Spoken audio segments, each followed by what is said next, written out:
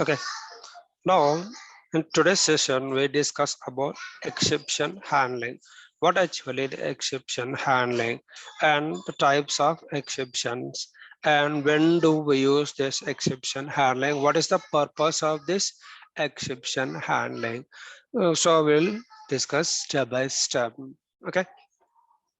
So first, what actually the exception handling?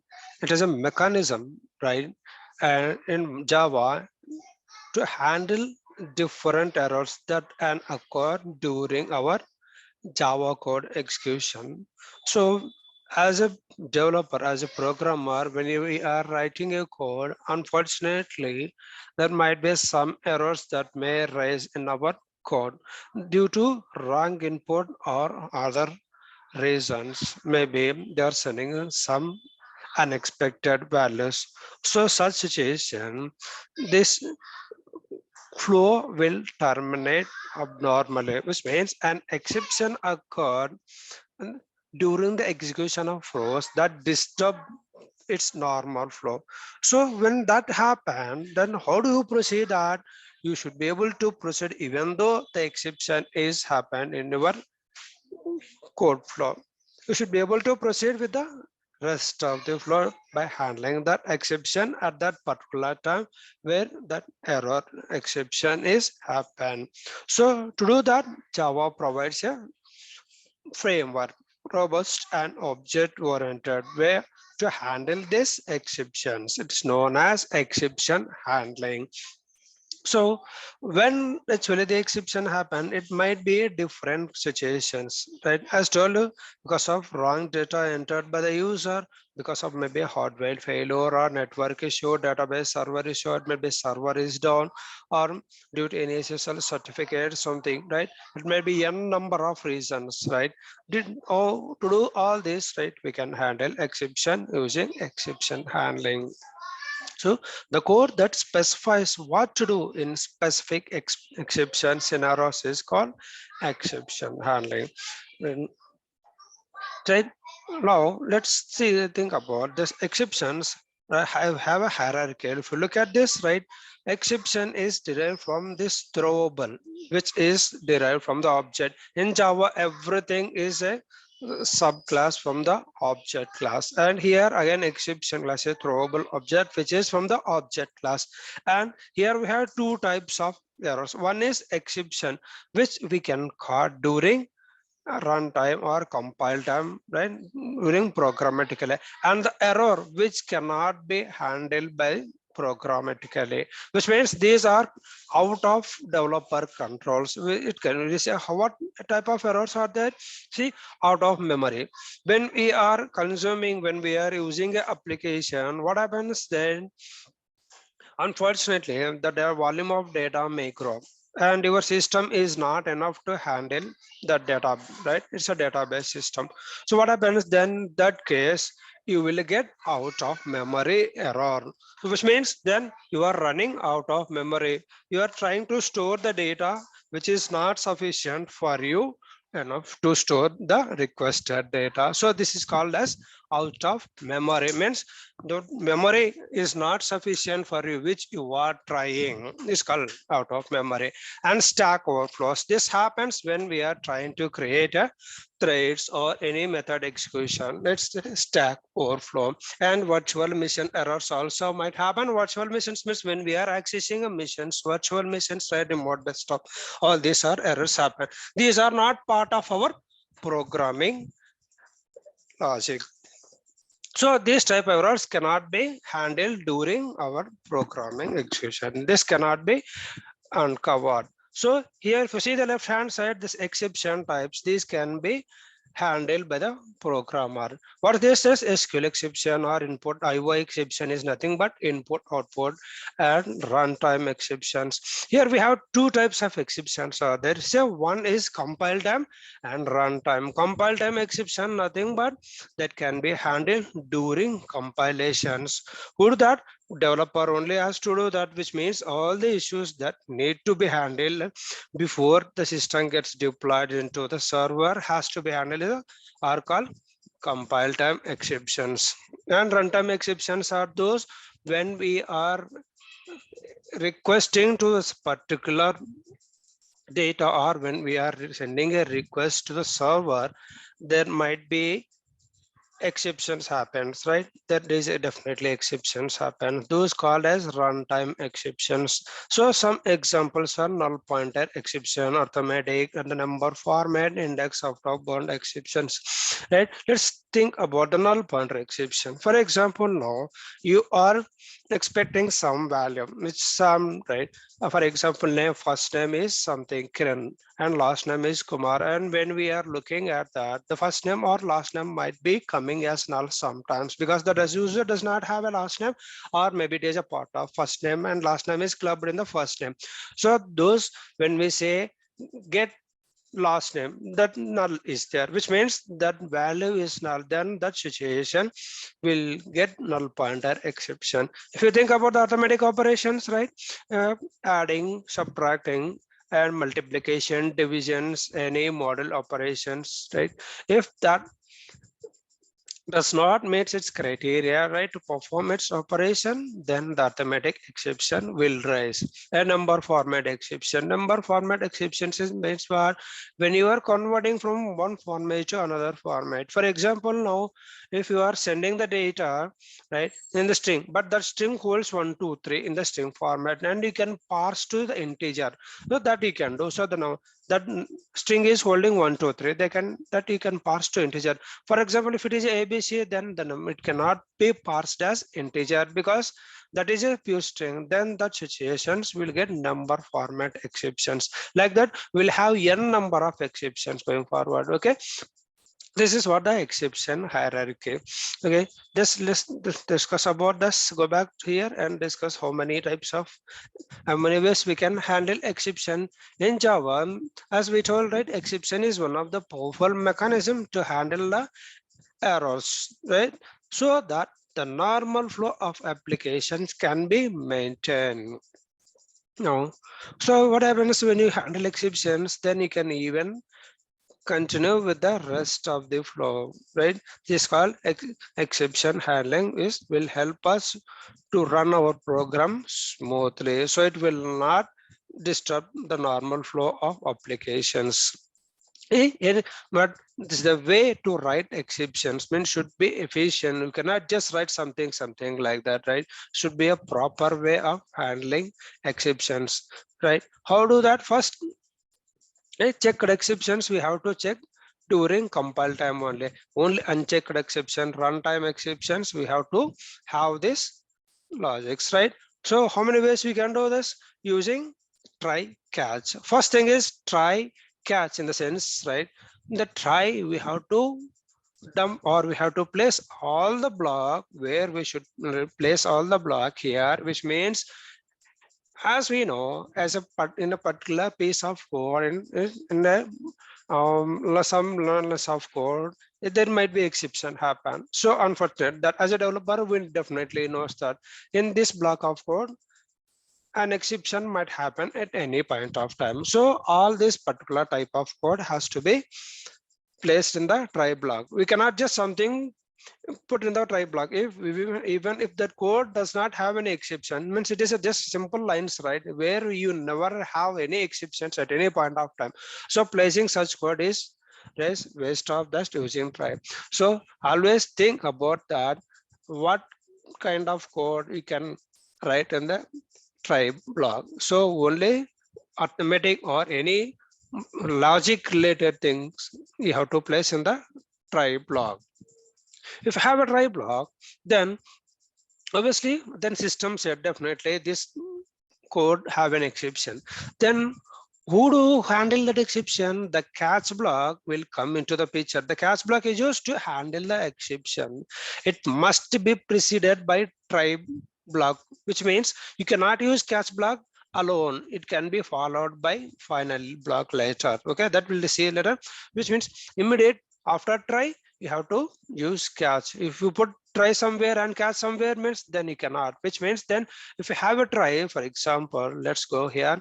Now assume in my case, now I have a try here. This is a try block where you can place all your logic here to handle the exceptions. Means if that you know that there might be an exception happen in this block of code, and what to do that, then someone has to handle this exception. Though that catch guy will come, that say there is a catch, see this catch guy will come that.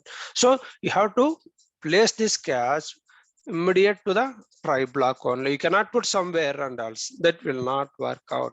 So again, one more thing, in between try and catch you cannot have any statements here. For example, Lilac is out, right? I'm printing something, right? No, you cannot have this anything because this catch says there are, right, syntax error and catch it is expected, which means after try, right, followed try, you have to place this catch flag. So this is how you can think that you cannot put something somewhere else. There should be proper way of handling writing this exception type also, right? This is first type of handling exceptions. Means in a block of code, in a method, right, you can have n number of try catches, but I'm saying that n number of try catches, just don't like that, keep writing that n number of try catches unnecessarily. Let's think about where we can exactly write this, right? In the first starting of this main method, in this method, then let's have all the code. Inside that code, right, you may have a small logics, right? Then for that you can have a different exception type, right? So then you can have one or two try catches, right? They always try your best to minimize the number of try catches also. You cannot put too many try catches, that is very difficult to, right, maintain. Also it should be efficient, should be proper way of writing this, handling the exceptions also. As Java providing catch, try catch, though you can have a number of, just go ahead like that, simply that's not the right thing, right? We should be responsible to write a proper code also. Okay, now let's think about this try catch. First, as we discussed, right, the program will terminate, will disturb, right? How will this happens? Let's say now I have a block of code. Now let's say I'm sending two numbers here. So let's create an object for this guy.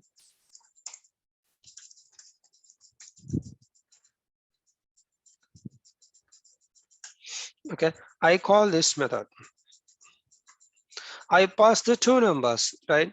What we say, 10, comma 2. Okay, now I will perform arithmetic operation inside this.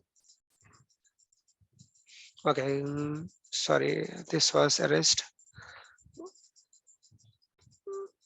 Now here what I do, now I'm capturing the result in x equals, sorry, it should be z equals to x divided by y.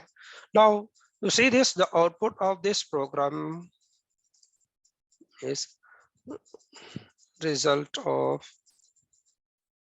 operation. Then I will print the z. Okay, now this time you don't have an exception, then you will run, your program will run smooth and you could see the output. What happens if I send some wrong value? So you just think of that, when what is the possibility to get the exception here? You say you have to pass something, right? Something divided by 0, right? Then you could say that what happens here, something arithmetic exception divided by 0 is value, which means that even you cannot see this statement also. Let's forget about the statements, even let's print about one more sys out also, right? Now, right, after exception, right, even you cannot see this output sys out data also, because if exception happens here, then what is happening here, it is terminating your program execution. It means it stop proceeding with the rest of the line. So this is not expected. If there is an error occurred in between our flow, right, we still expect to go ahead with the rest of the flow. So that is the, in those situations we will have this exception handling.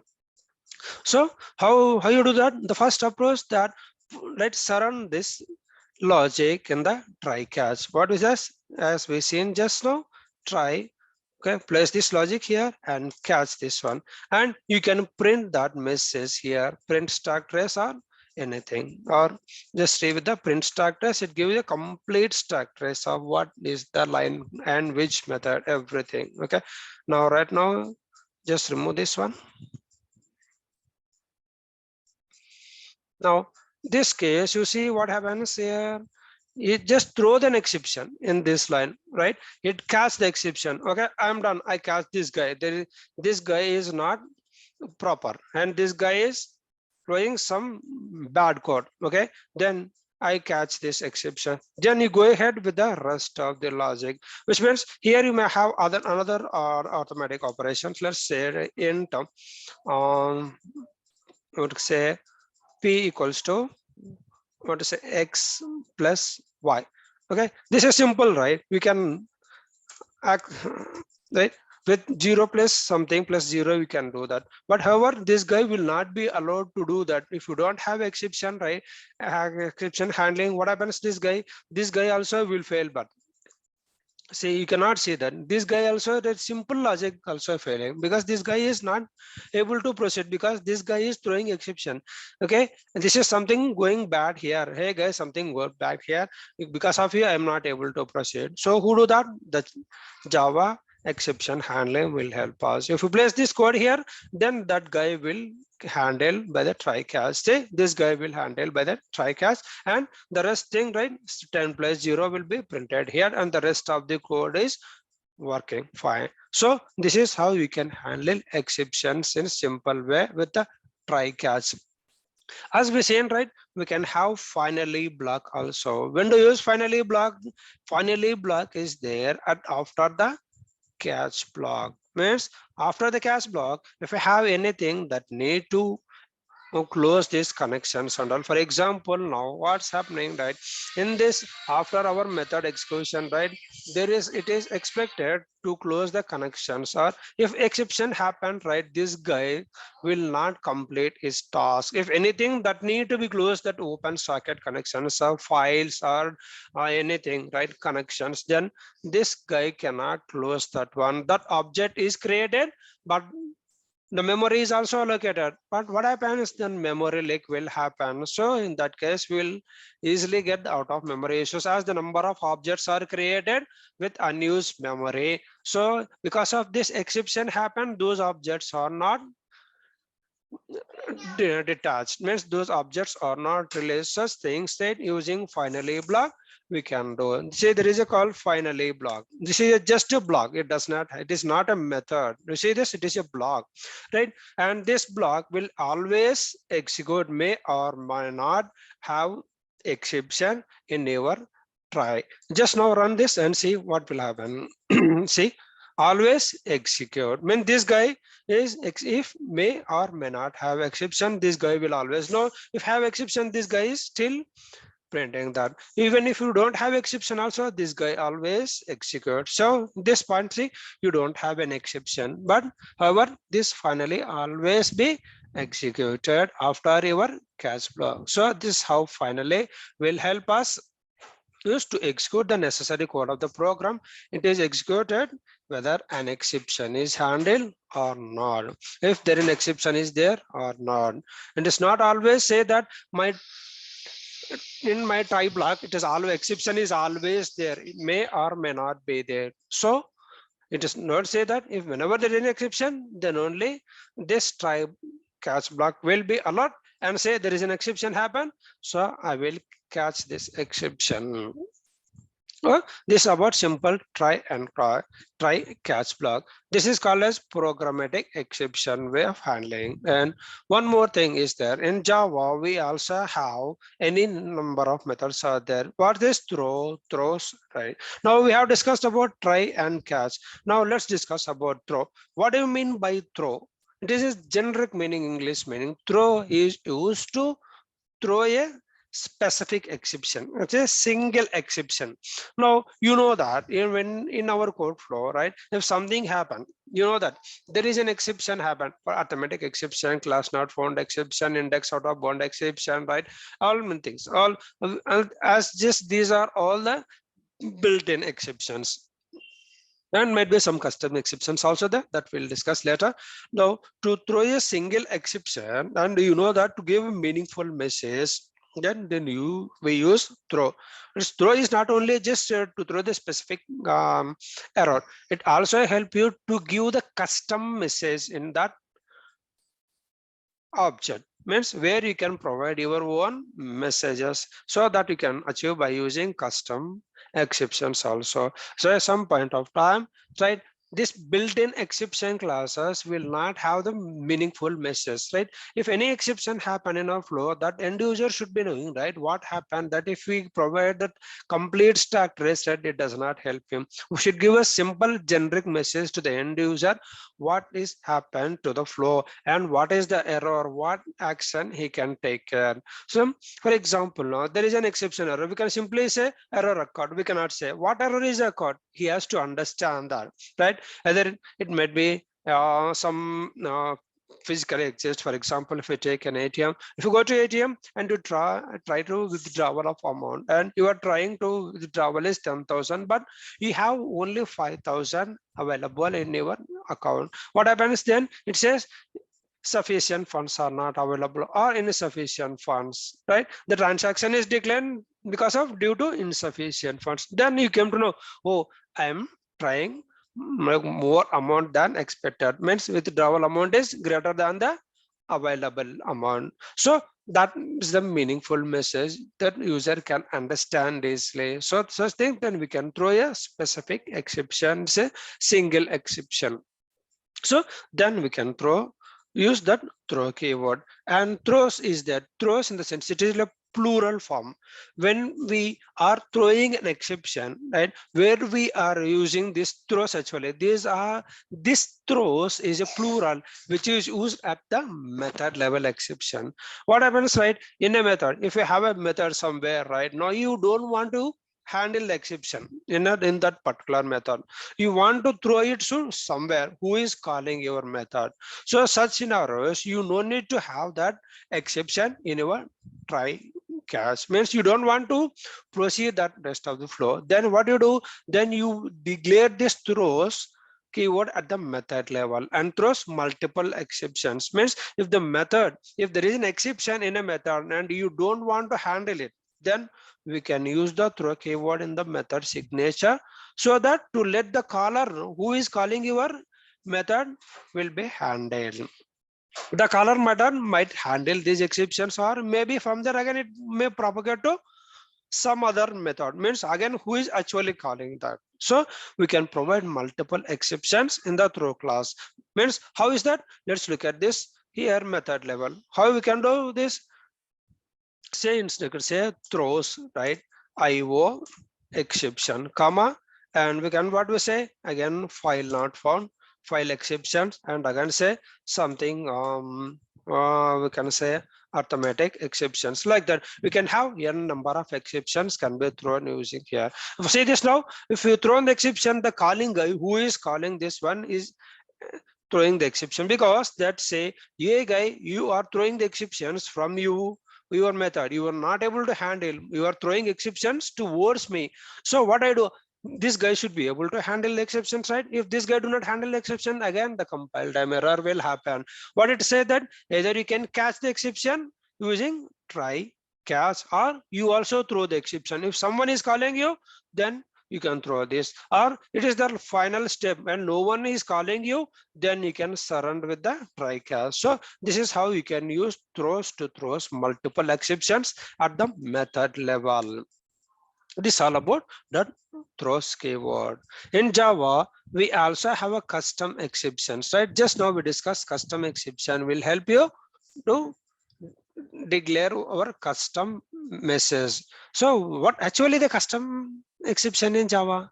Custom means that is a user defined, means user is defining his own custom message, means one message.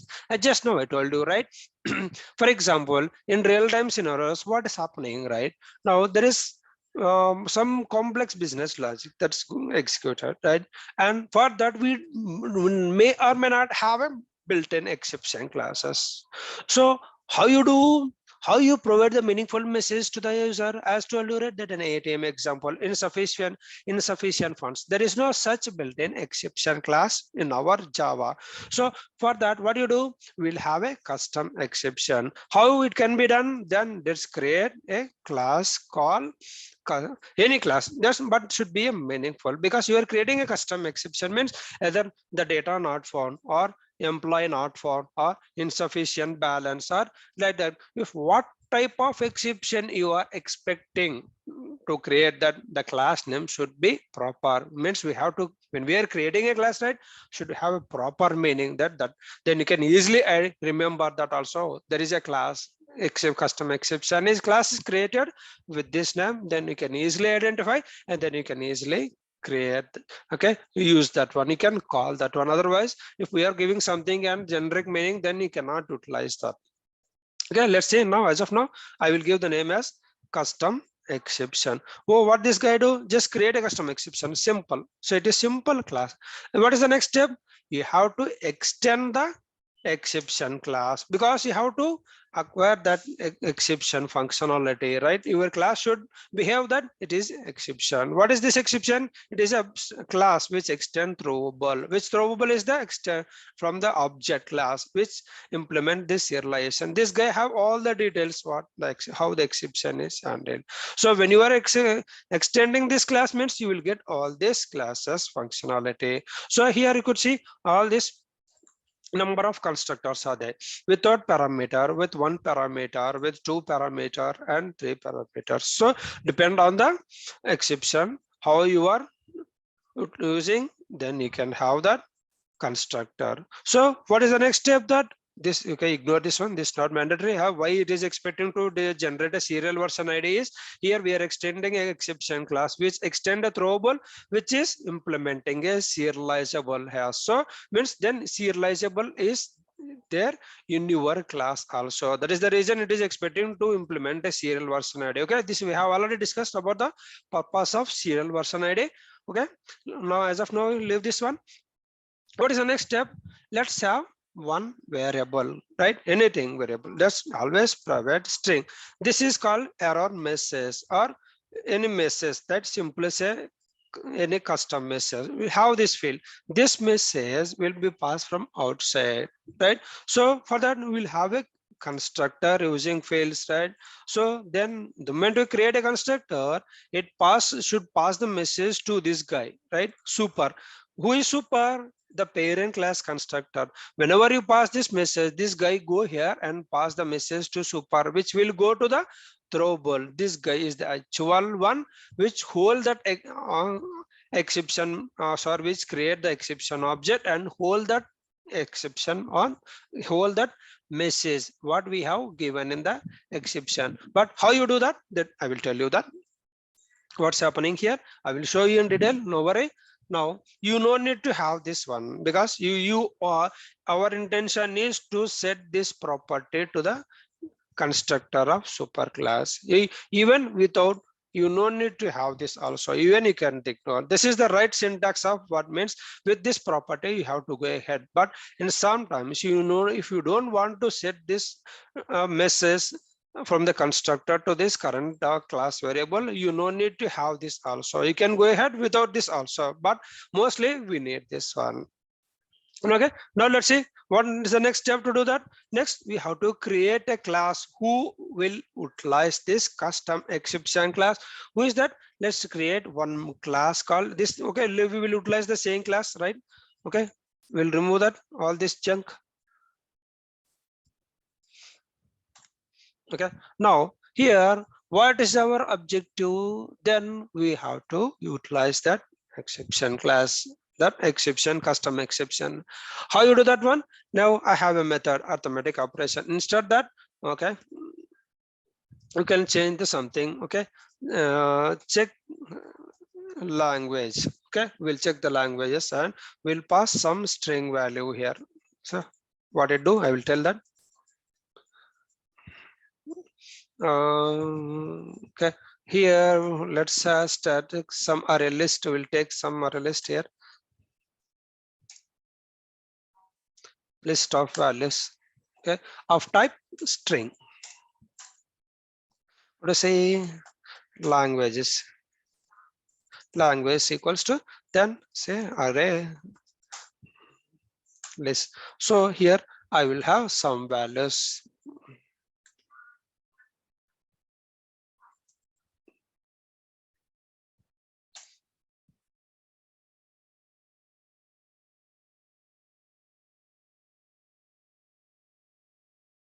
So bring arrays, new array list. Okay, why arrays dot as list. Okay, now here what I say is Java I put and AWS and Groovy.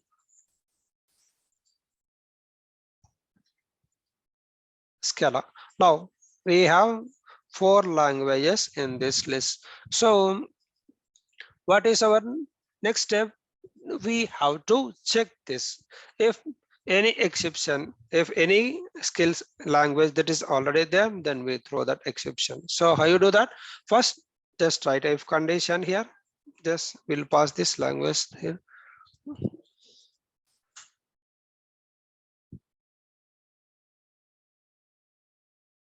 If languages, call this one this guy. Okay, here if languages dot contains, right, contains which one, this incoming language whatever we are passing, and then what we do, we say hey guy, this language is already there. Now what to do to throw the custom exception? First you have to create the object, right? Why we are creating object? If we create an object, the constructor will be invoke, right? So we know that we already discussed about this, so there's nothing to worry.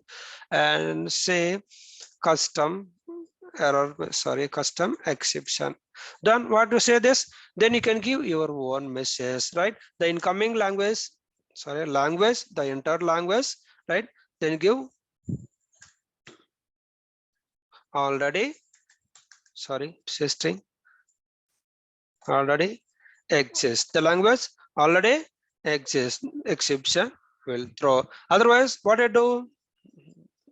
Okay, let's say throws declaration. Otherwise, else, what happens then? Languages will add to that guy. Right now, sorry, this is a language. Okay, now we'll print some sys out. Added successfully.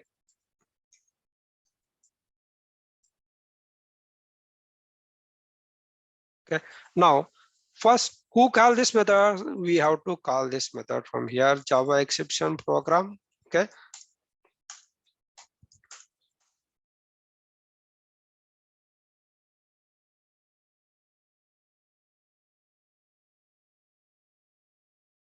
okay, here I am passing what this MullSoft. Okay, this is not there in our list, so it will go smooth. This guy is saying exception throws.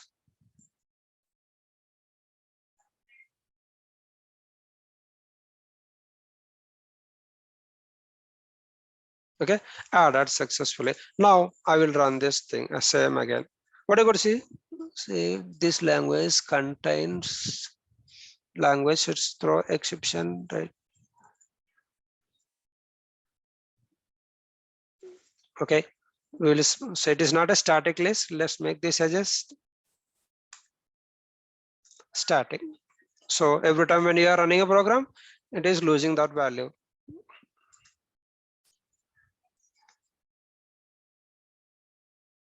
Sorry, then we'll add this, and on fly it is not happening.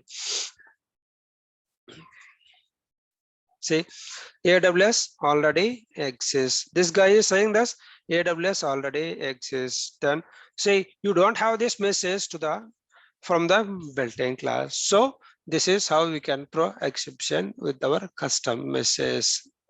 So which is saying that do you have this already exist something, right? It means you are writing your own message here. Basically, this no need to throw this exception here.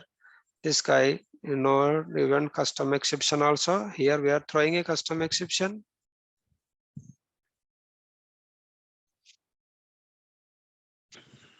And handle exception. So this guy is not able to handle exception. So that's what we do, that let's control X, try catch.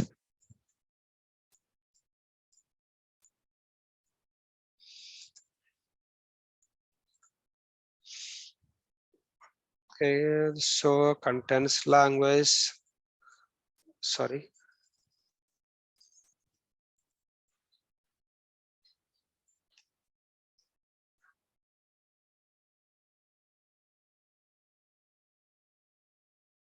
So this should be a happen new custom exception. Okay, that's not happening. Well, this guy is saying create construct string. It is already, sorry, this is overridden. Oh my god.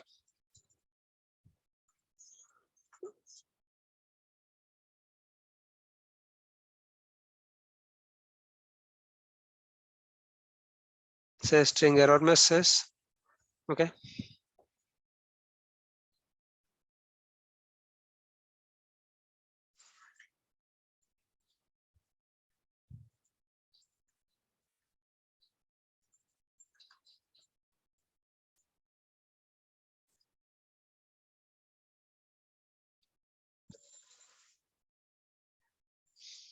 Okay, this handle, it is used to say handle exception here only this. Okay, this we have done. We are not calling method here. That's okay. Now, so this is how you can have your one custom exceptions like this, right? You can have this in a clear way of, right, by doing this next, right?